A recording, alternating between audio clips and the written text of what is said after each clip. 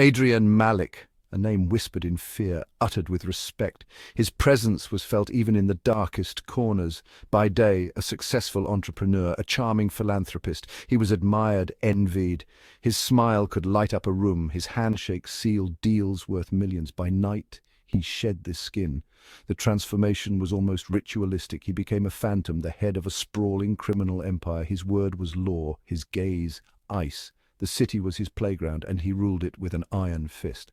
Adrien thrived in this duality. The contrast between his two lives was stark, yet he balanced them with ease. The danger fueled him, the power intoxicated him. Each night brought new challenges, new conquests. He believed himself invincible, untouchable. His confidence was unshakable, his ambition boundless. His empire stretched far and wide, its tendrils sunk deep into the city's veins.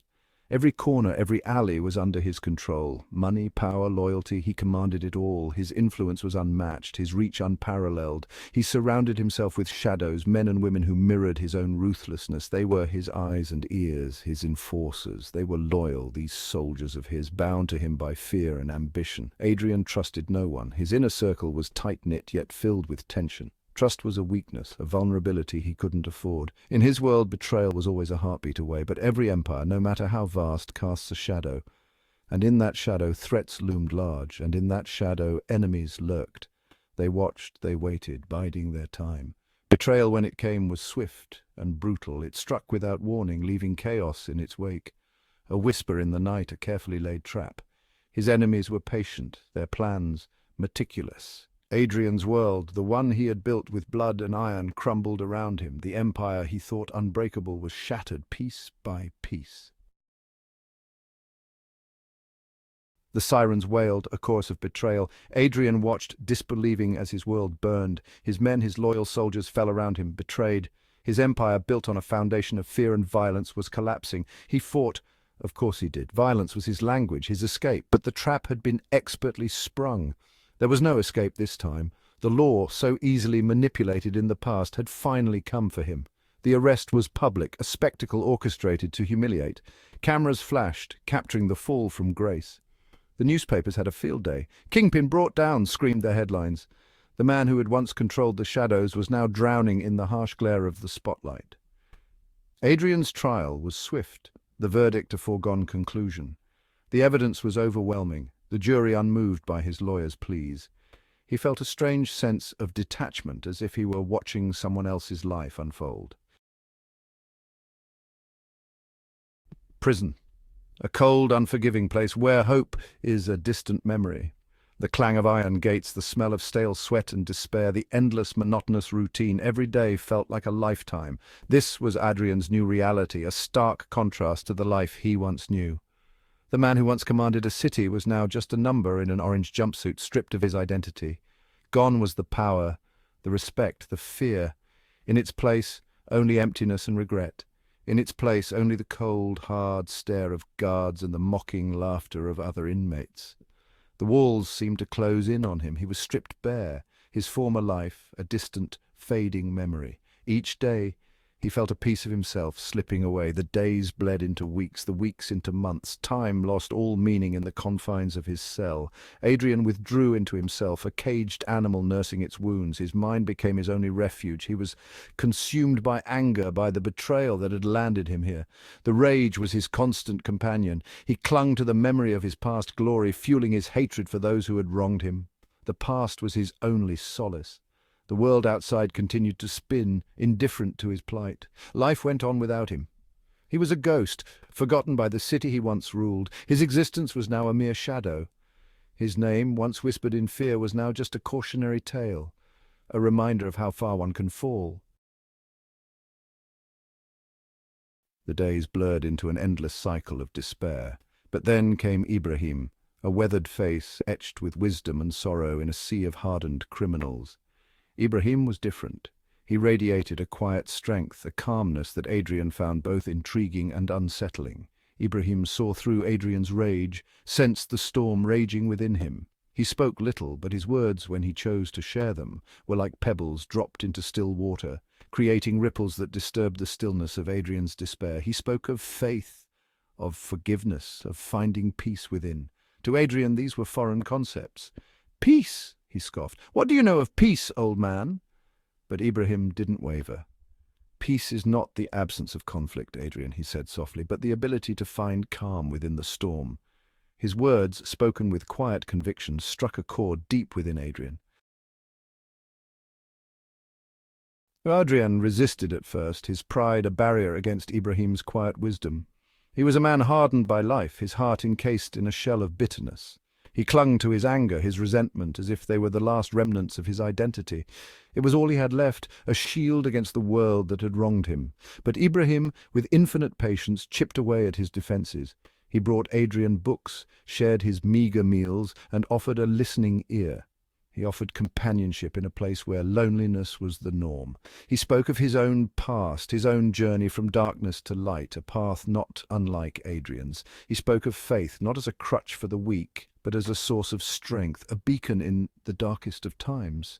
He spoke of faith, not as a crutch for the weak, but as a source of strength, a way to rise above one's circumstances, to find purpose and meaning even in the bleakest of places. One day Ibrahim handed Adrien a worn copy of the Quran.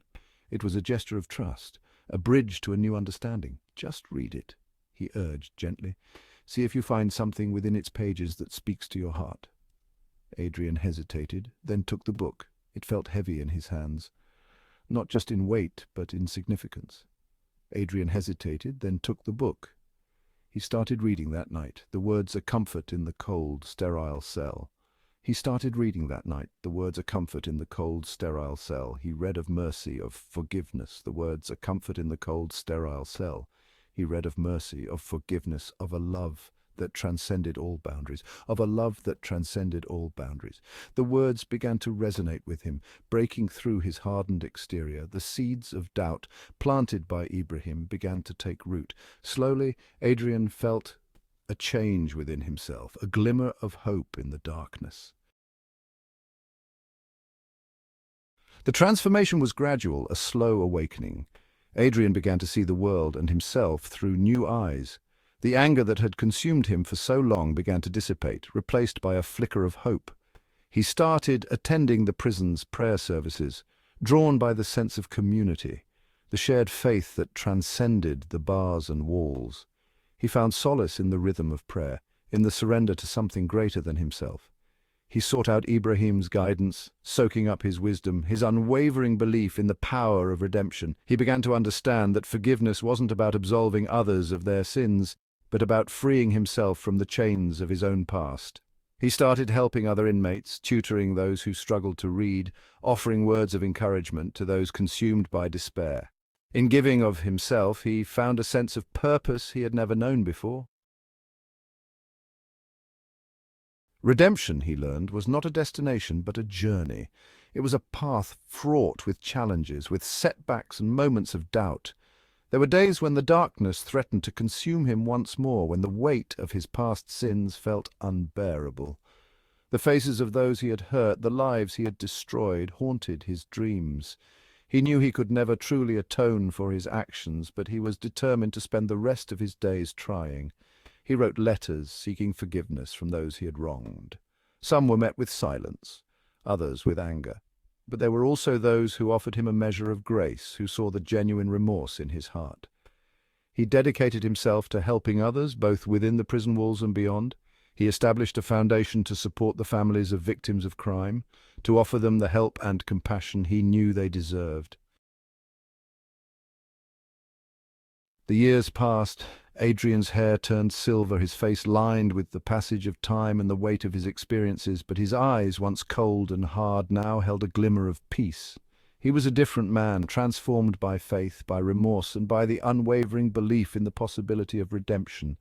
He was a source of inspiration to the other inmates, a living testament to the transformative power of forgiveness. He never forgot the man he had been, the darkness he had embraced, but he had learned to forgive himself, to accept that even the darkest of souls could find redemption. He embraced his new life, finding solace in prayer, in service to others, and in the unwavering support of those who had come to believe in his transformation. Adrien Malik, the once feared kingpin, had found redemption in the most unlikely of places. He had journeyed from the depths of despair to the light of faith, his life a testament to the enduring power of the human spirit. His story was a beacon of hope, a reminder that even in the darkest of times, even in the face of unimaginable adversity, redemption was possible. It was a story about the transformative power of forgiveness, the importance of second chances, and the enduring belief in the inherent goodness that resides within us all. Adrien's journey was a testament to the idea that it is never too late to change, to seek forgiveness, and to dedicate one's life to making amends for past transgressions. His story was a powerful reminder that from the darkest of nights the brightest dawn can break.